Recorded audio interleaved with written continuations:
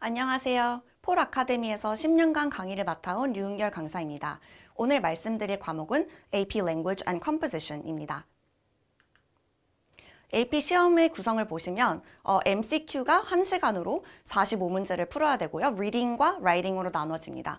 Reading 같은 경우에는 산문을 읽고 이 산문의 내용이 어떤지, 어떤 수사학적 기법을 사용하는지를 분석하는 문제가 나오고요. 그 다음에 Writing 같은 경우에는 저자가 어떤 의도로 문장을 썼는지 또는 어떻게 해야 저자의 의도를 조금 더 강화시킬 수 있을지를 판단하는 그런 문제들이 나오게 됩니다.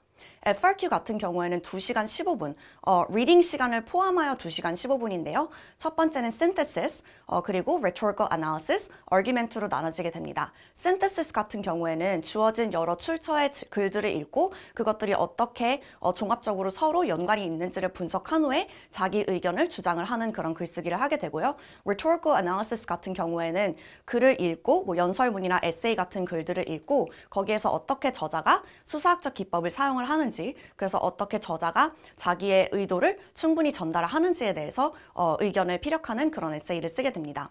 argument 에세이 같은 경우에는 자기가 상상하여 나오는 그런 예시들을 사용을 해야 되는데요. 그래서 따로 자료가 주어지진 않습니다. 그래서 자기가 생각하는 예시들을 들어서 의견을 개진하게 되는 그런 토픽입니다.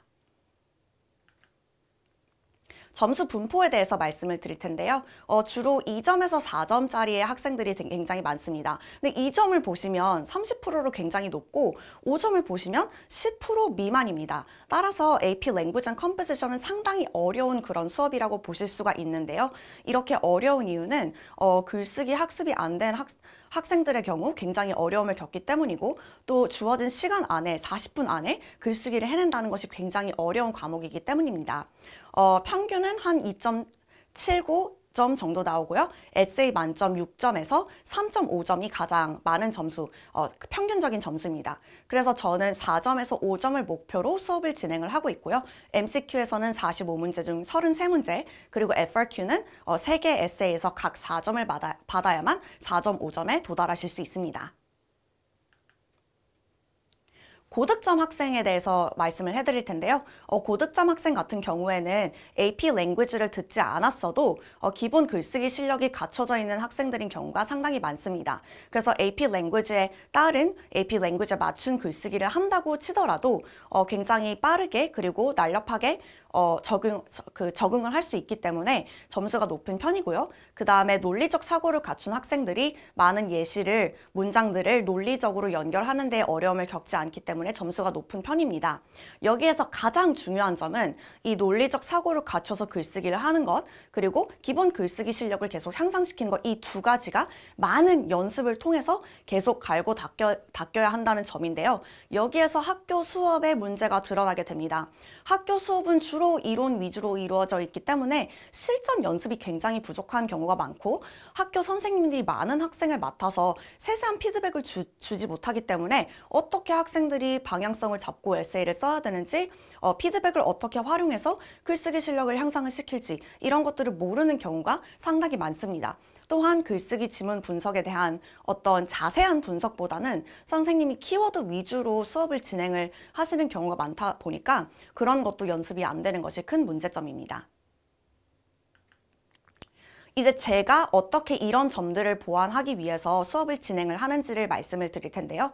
먼저 synthesis 에세이에서는 여러 개의 소스, 즉 한 6개 정도 되는 소스를 가지고 이 소스들이 어떤 주장에 대해서 찬성, 반대를 하는지 판단을 한 후에 장점, 단점을 판단을 해서 주제문을 써서 종합적인 분석에 들어가는 그런 글쓰기를 하게 됩니다. 저는 이런 경우에는 어떻게 자료를 잘 읽어야 되고, 어떻게 빠르게 찬성, 반대를 나누고, 어떻게 점수를 반드시 얻을 수 있는 그런 주제문을 쓸 수 있는지를 학습을 시킴으로 인해서 고득점을 노릴 수 있게 만드는 그 지도를 하고 있습니다. 그리고 종합적인 분석 또한 상당히 중요한데요. 여기서는 출처 간의 관계들을 생각을 해주거나 이 출처와 저 출처가 어떻게 반대 의견을 펼치고 있는지, 이런 것들까지 다 복잡하게 생각을 해서 글쓰기 녹여내야 높은 점수를 받을 수 있기 때문에 그런 점도 꼼꼼하게 제가 지도를 하고 있는 그런 부분입니다.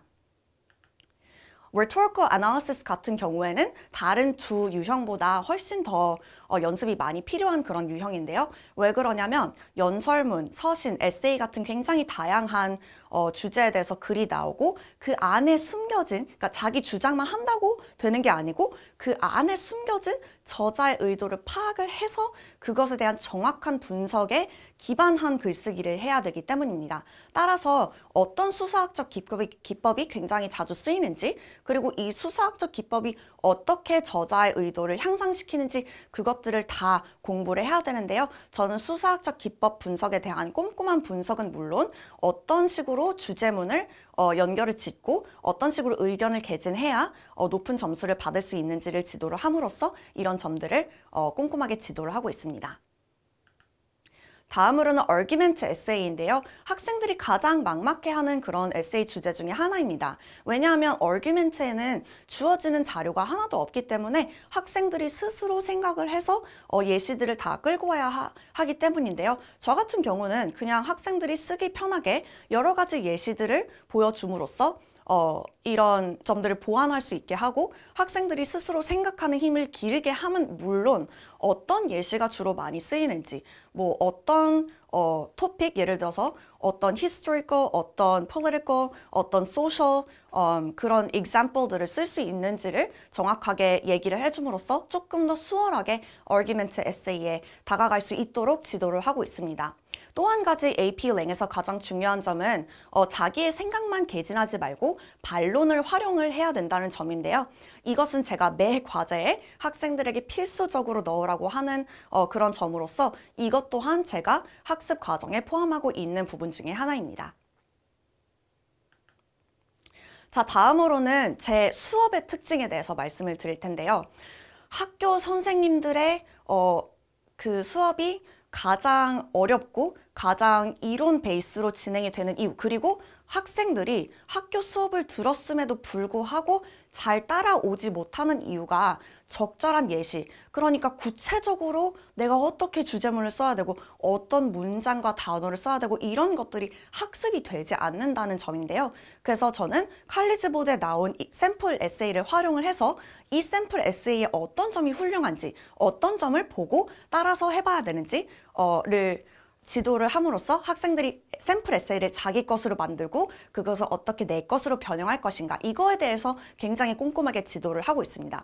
자, 여기에 보시면 빨간 부분으로 제가 표시를 해놓은 부분이 샘플 에세이의 주제문, 그러니까 즉 thesis,에 해당하는 부분인데요. 여기에 보시면 클라우디아 존슨이라는 사람이 스피커이기 때문에 주제문에 꼭 들어가야 되는 그런 부분이고, 그리고 uses her prowess as a political figure to enhance women's action, 이렇게 써 있는 부분이 화자의 목적이며, 그 다음에 뭐 using great quotes, she's utilizing her perspective of knowing Eleanor Roosevelt personally, 이런 수사학적 기법을 통해서 어떻게 저자가 자기의 의도를 전달하려고 하는지, 이런 부분이 다 thesis,에 들어가야 된다. 이렇게 구체적으로 예시를 줌으로써 학생들이 조금 더 쉽게, 조금 더 효율적으로 학습하도록 지도를 하고 있습니다. 다음은 성취도 평가인데요.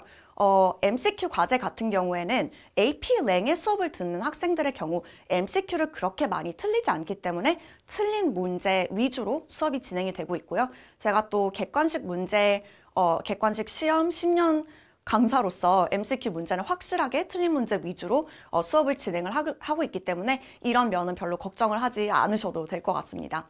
글쓰기 과제 같은 경우 매 수업마다 글쓰기 과제가 나가고 있고요. 거기에 따른 꼼꼼한 피드백, 가장 중요합니다. 꼼꼼한 피드백을 제가 제공을 하고 있기 때문에 학생들이 개개인이 어디가 문제인지, 나의 어려움은 무엇인지, 내가 발전하려면 어떻게 글을 개진을 해야 되는지를 짚어줌으로써 학생 개개인에 맞춘 그런 맞춤형 플랜을 제시를 하고 있습니다. 따라서 여기에 보시면 제가 학생에게 실제로 적은 그런 피드백인데요. 학생이 사용한 예시에 어떤 점을 보완을 시켜야 되고 어떤 예시를 쓸 수 있는지를 상세하게 피드백함에 따라서 다음에 과제를 냈을 때 학생이 학생이 많이 이제 글쓰기를 향상을 시킬 수 있는지를 평가를 하고 있습니다. 어려운 AP 저와 함께 꼼꼼한 피드백을 동반한 그런 수업을 들으심으로써 5점을 받기를 희망해 봅니다. 감사합니다.